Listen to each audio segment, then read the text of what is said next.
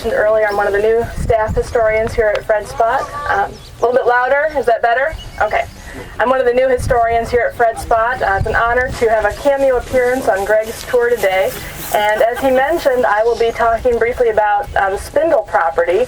Right now we are on the Spindle farm, and we're standing in the approximate location of where Sarah Spindle's house was actually located. In fact, as Greg just mentioned to somebody, some of us are probably standing inside it right now. So who exactly is Sarah Spindle? What is her part in all of this? Sarah Spindle was a widow, and in the 1860 census, the census taker noted that she owned about 312 acres. So the Spindle farm, while not as substantial for those of you who have been to Elwood for some of our programs, obviously she's not got the same type of wealth as the Lacey family, it still is a pretty decent sized property. Now that is going to change by the time the battle rages here. She has 5 children that the census taker notes are either living with her or somehow attached to that house in 1860. 3 of them, William, Mary, and Maria, are her stepchildren. Her husband, Benjamin, had passed away shortly before the census, leaving her with 3 stepchildren. Interestingly, all of them are listed as being 22 years old, and that's kind of a curiosity. I doubt whether they were triplets, and maybe that they weren't there to tell the census taker how old they were, but we do know that William served during the war. He serves under Robert E. Lee in some capacity. And the other 2 daughters, it's not really clear where they may have gone. That's something that's still being researched, to the best of my knowledge. And then Sarah Spindle also has 2 children with Benjamin. One of them is Richard. He's just 7 years old when the census is taken, so he's 10 years old at the time of the battle. And her daughter Ella is listed as being 4 years old in 1860, so just add a few more years to that. She's about 7 or 8 years old at the time of the battle. Now, this was not the first house on the property. The Spindle house is actually either an enlarged version of an earlier home that was here that was owned by a family named Wigglesworth, or it was a completely new build roughly on that same site. But there was an earlier family who owned the property. The Wigglesworths had built here and had been here in the late 18th century, and then the Spindles had taken over the property sometime in the 1820s. Benjamin didn't just have a considerable amount of land, he also leaves his widow with a fair amount of property, not just in terms of land, but in terms of things that they owned inside the house. Altogether, he leaves her with about $15,000 worth of other items, so the furniture was all itemized in his will. But that's not all going to go to Sarah. By 1864, her share of the property, because she does have those stepchildren, has actually been reduced. She owns about 203 acres that is willed to her, and then her children, her children with Benjamin will get a few acres each, and then the rest of it gets divvied up among the other 3 children. So by 1864, her share of the property does get reduced. The fighting that took place on Spindle's property would bring her to national attention, bring her kind of fame that probably nobody really wants. Now, for many of the soldiers who fought here, what was blazed in their minds on the day of battle on May 8th was the sight of Sarah Spindle fleeing her home, and I'll share with you shortly that story and how it unfolds. But for the soldiers who fought here, for many of them, it also must have kindled very unpleasant memories. It evoked memories of the Battle of the Wilderness that had taken place just a few days earlier, because as with that battle, the vegetation here catches on fire. And of course, you have the fact that the Spindle house will catch on fire as well, an intentional fire, but still, it must have evoked some very strong memories in the men's minds. One member of the Union's Iron Brigade remarked in a letter that the assaults here were, quote, the most terrible 24 hours of our service in the war. Another Union soldier wrote in a letter home, Gettysburg is a skirmish compared to this fight. Now keep in mind what Greg was talking about, that when these Union soldiers are arriving, and on this part of the field we're talking about Griffin's division. He talked to you about Robinson's division. The next division in is going to be Griffin's. When these men are arriving, they're being told that there's going to be cavalry, and that they can clear them up pretty quickly. So they don't expect to find anything more than cavalry. As a member of the 84th New York later wrote, the surprise of the men may well be imagined when, upon nearly reaching the woods which skirted the upper edge of the field, they received a terrible fire of musketry from a foe they thought was 15 miles away upon the battlefield of the Wilderness. Now, one brigadier general had reported seeing dismounted cavalry who were removing their knapsacks, and that should have been an indication to him right there that some of the men who are coming up on the Confederate side are no longer cavalry. Cavalry are not carrying knapsacks, so they are seeing infantry, but again, they're mistaking them in some cases for cavalry. The Union side, the Union units that fight here include Bartlett's brigade, and for those of you who were out at Saunders Field a few days ago, you know that we talked about some of the intense fighting that his men witnessed on the south end of Saunders Field. The units that will lead the charge under Bartlett are the 44th New York and the 83rd Pennsylvania. They'll be in Bartlett's front line coming up this direction, and right behind them will be the 1st Michigan and the 18th Massachusetts. And again, these men had been tested in battle at the Wilderness only days earlier. These men are weary, and they're hoping for some breakfast. In fact, they're asking their commanding officers as they're coming up if they can have some coffee. Some of them are asking if they can fill their canteens.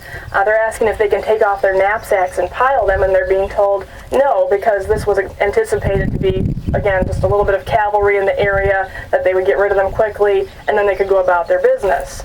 As one soldier rather dryly noted, the idea that the position was held only by cavalry was soon exploded. One of the first casualties on this part of the field was a color bearer of the 83rd Pennsylvania. Private Lucius Mills of the 1st Michigan, whose unit was right behind the 83rd, either picked up the colors or was requested by the color bearer to do so and to bring the colors back to the unit. So he gets entrusted with this very important responsibility. Private Mills, quote, planted the Pennsylvania's colors beside our own colors in the very teeth of the enemy, according to a report from the 1st Michigan.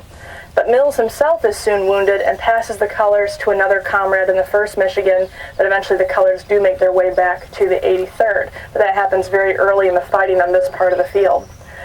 Members of the 83rd Pennsylvania who made it across the field and over the barricades that had been erected by South Carolinians ended up fighting with their bayonets.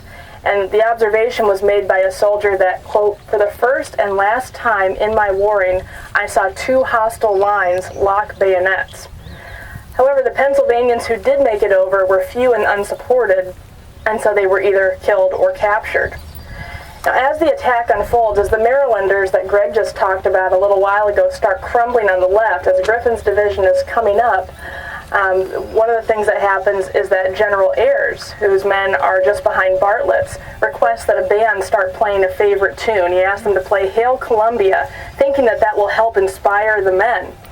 And the shells begin to ring out over the heads of these band members, and of course they quickly scatter. They stop playing, they drop their instruments, and they run. And one member of the 84th New York apparently found this pretty amusing, Colonel Fowler. For years later, he would tell the tale of, quote, how shells affect music. So that was a favorite story that he told. As the Marylanders begin to collapse and start to retreat, so do Bartlett's men as Confederates begin attacking on their left flank. Then Ayres's men get sent in, and then Schweitzer's men come up. Those who describe the charges later often use the same adjective, and that was mad. Now, you know that that's the 19th century way of saying crazy. They describe these charges as absolutely crazy. A member of the 140th New York called the charges he made under Ayres, quote, a mad, blind style. Now, in all fairness, he said that about some of other engagements with Ayres as well, so this wasn't the only time, but this was a common adjective that gets used. A Pennsylvanian in Bartlett's brigade said simply, the charge here is madness. Captain John Buckley of the 140th New York said that his men broke and ran. Now, if you, again, attended the Saunders Field tour a few days ago, you heard one of my colleagues talk about Porter Farley, who was one of the more prolific authors of the 140th New York. And Farley wrote about this engagement, quote, the affair was certainly very poorly managed. He said the attack's effectiveness had been, quote, dissipated by dribbling into the attack, regiment after regiment, each one too late to be of any service to the one which had gone before it. Another soldier in the 140th recalled that many balls were flying like hailstones, while nearly every minute a shell would go over our heads. As new units come up, as they're getting sent in from behind you and coming up this hill, they become entangled with those that are still in the field or trying to retreat from it. Attempts are made to rally and resume the attack to repel the Southerners, and after some effort, Griffin will halt the retreat. Altogether, the 140th New York loses 55 men in the attack, including 2 officers, one of them who had survived the bloody charge across Saunders Field just days earlier. His last words to his men as he galloped across the field on his horse were, "Follow me." Lead units, including the 83rd Pennsylvania, lost 150 men, and the 44th New York lost 81. The 1st Michigan lost 98 men. So again, when Greg uses the word decimate, that doesn't even begin to cover it for many of these units. Now back to Sarah Spindle. Her 2-story white frame house, again, is right here, smack dab in the middle of the battlefield. That makes it a likely location for a couple of things. One is for soldiers who are trying to find some cover in an otherwise open field, and another is for federal sharpshooters.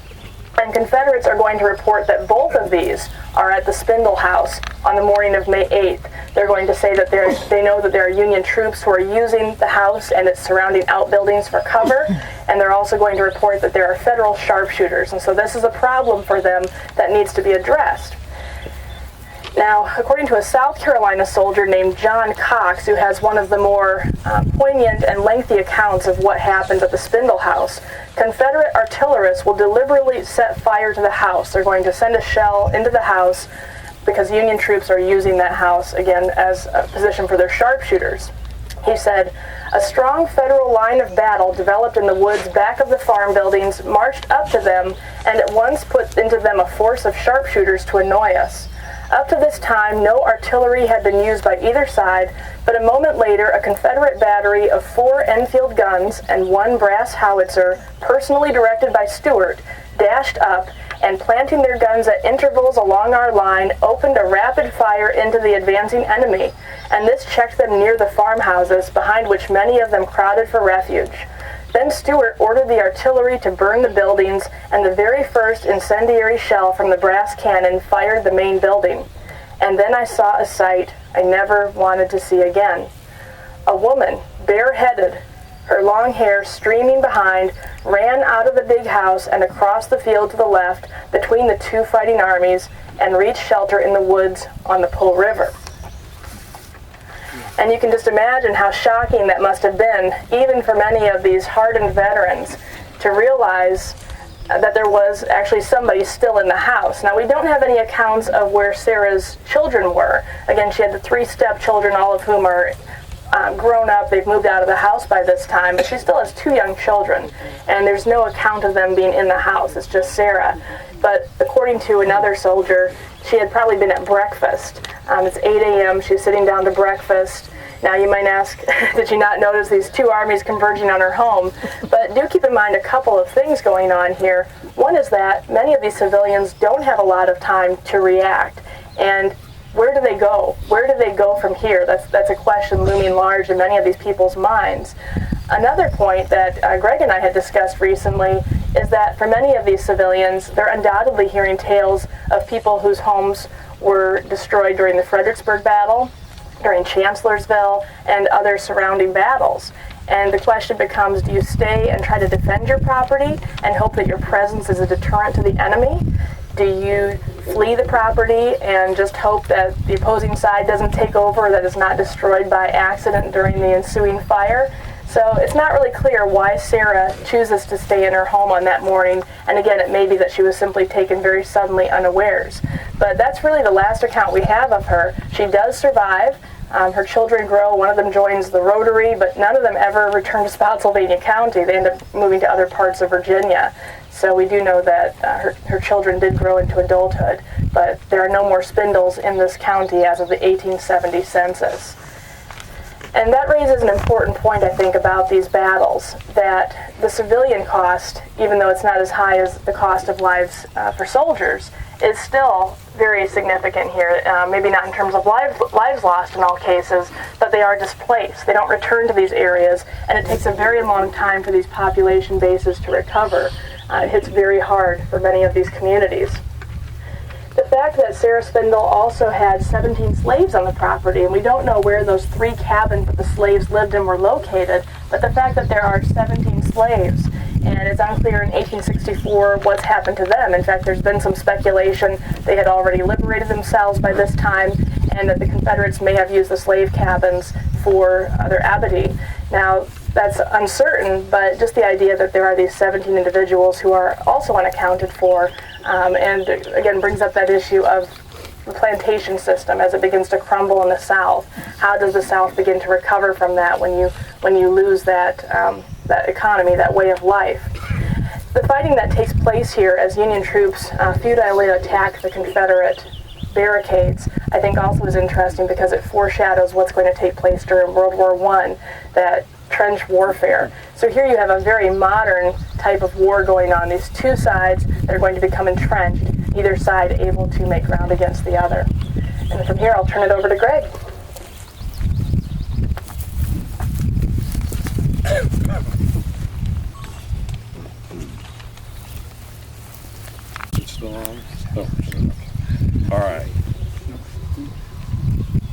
All right. It warmed up a little bit there. Okay, I want to do two things here. One, answer a question I've already gotten asked twice now, and that is about the Po River. Can you get to the Po River? And the National Park Service does have property extending from here all the way down to the Po River. From where this trail comes to an end, there is a dirt roadbed that is used by a farmer that keeps on going and eventually ends up at a spot where there is a gravel road that would run perpendicular across your front.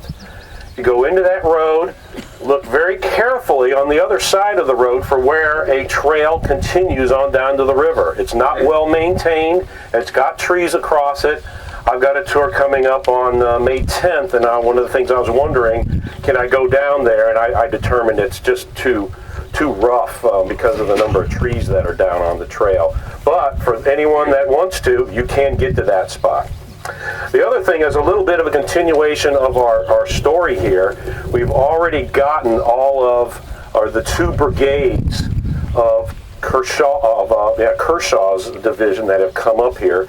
Field is the other division in Anderson, and as he starts to come up, one of his brigades that's going to form a little bit to your right front is another South Carolina brigade commanded by Bratton. That used to be Jenkins before he was killed in the same volley that wounded Longstreet. And I just wanted to share you a little bit about what he said as one of his soldiers said as they came up. They said they likewise found Confederate cavalry here calling on them to hurry up and get into position. He said as they get in position because the Yanks are coming and they couldn't hold them any longer. And he said of the South Carolinians, said the boys told them to get down off their horses and go fight them, that they hadn't tried to keep them back. And we know from what we talked about before, they'd been fighting for roughly 5 hours before it even got into this field. But the key point to make out of all of this is once the fighting begins here, the Confederate cavalry still sees a role. They still have a mission, and that is to keep track on where Union forces are coming from and to try to inform Confederate infantry where to go into position and if they need to do so in a hurry. Very important factor in all of this, and one of the things that is enabling the Confederates to be able to resist virtually every one of these Union attacks as they come up is that advance notice from the Confederate cavalry that's getting back and saying, the next body has come up in this direction. We need to get some troops down in this sector, or do you need them over there? Confederates are doing an excellent job on this day. Even though this has become an infantry fight, don't forget about the role that these Confederate cavalrymen are playing on this morning. Very critical. Okay, so now to bring us up in our story, we are going to continue to a stop that we already made. We're going to pick up a little bit with Lyle, who again is now still pinned down on the field, waiting again. He being the first advance, he's thinking reinforcements are eventually going to come up, and as we'll see, he's eventually going to give up on them. So we're going to head down, make a brief stop where we were earlier.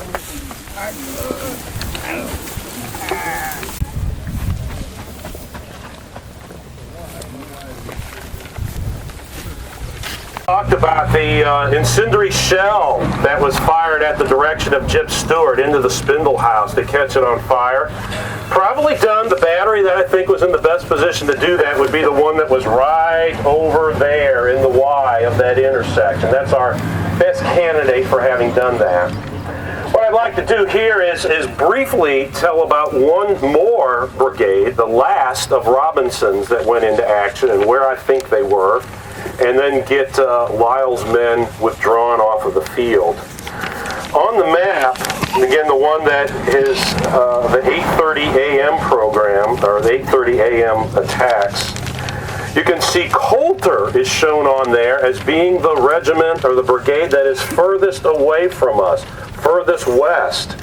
I feel just the opposite, that it, in all likelihood, came back over this same field right in behind Lyle. In one sense, it's in, again, the same brigade. It is in Robinson's brigade, and I think he would keep his men together. And I also think the limited amounts of accounts that we have tend to describe fighting that occurred in this particular area. Coulter's men, even when they went in as one of the last of the brigades to go forward, were still under the impression that there was nothing but Confederate cavalry in their front.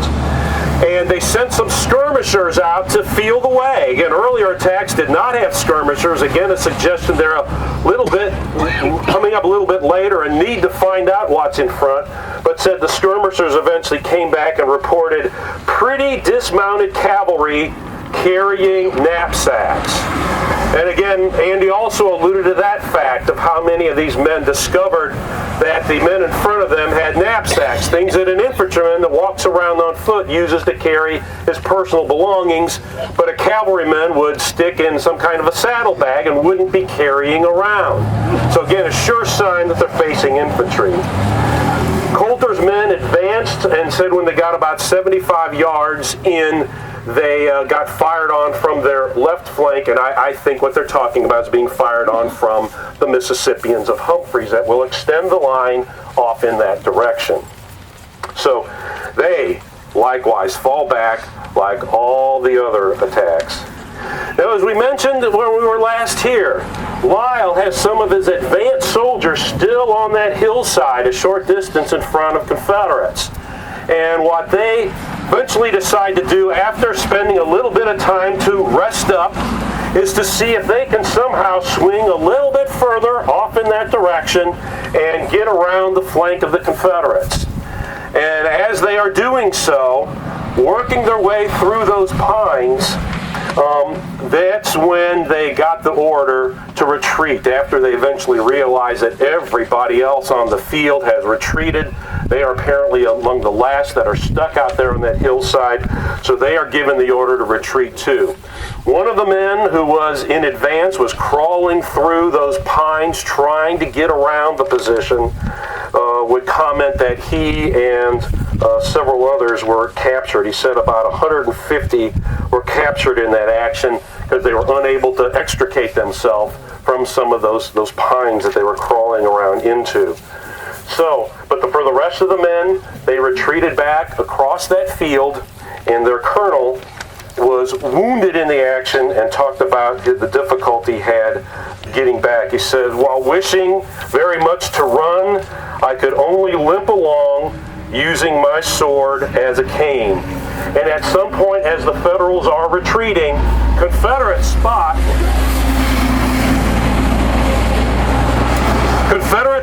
a Union soldier who turns around by that cherry tree to get some wounded comrade, pick him up, and help carry him to the rear. And the Confederate, observing that, said, "We all admired his pluck. No Confederate gun was trained on that man." And so with that, and the Federal forces all retreating back across the field, now comes a counterattack by some of the Confederates. So we'll have one more stop at the end of the trail. We'll make it before we cross over the highway, in which we'll talk about Confederate counterattacks and kind of give a conclusion and a summary of what this action on this morning means in regard to the battle and Gouverneur K. Warren.